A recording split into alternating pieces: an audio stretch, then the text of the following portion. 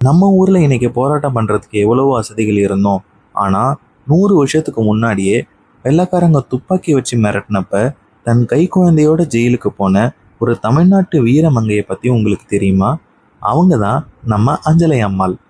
அஞ்சலை அம்மாள் கடலூர் மாவட்டத்தில் பிறந்து ரொம்ப சாதாரண குடும்பத்தில் வளர்றாங்க.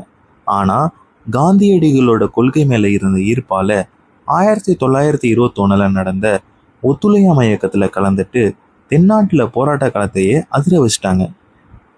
நீல் சிலை அகற்றும் போராட்டம், உப்பு சத்தியாகிரகம்னு எல்லாத்துலேயும் முன்னாடி நின்ற இவங்களை வெள்ளைக்கார அரசு ஜெயிலில் போடுது. அப்போ அவங்க கர்ப்பமாக இருந்தாங்க.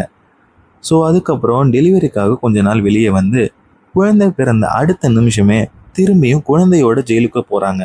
இவங்களோட துணிச்சலை பார்த்து வியந்த மகாத்மா காந்தி இவங்களை தென்னாட்டின் ஜான்சி ராணி அப்படின்னு பாராட்டி பெருமைப்படுத்துகிறாரு.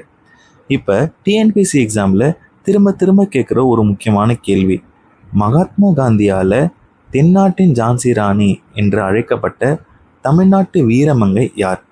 Option A Velu Nachiyar, option B Anjalai Ammal. பதில் தெரிஞ்சவங்க உடனே கமெண்ட் பண்ணுங்கள். நம்ம கதை கேளுங்க டிஎன்பிசி சேனலை சப்ஸ்கிரைப் பண்ண மறந்துடாதீங்க. நீங்கள் ஒவ்வொரு வாட்டியும் கொடுக்குற ஒரு லைக்கும் எனக்கு ரொம்ப மோட்டிவேஷனாக இருக்கும். தேங்க்யூ.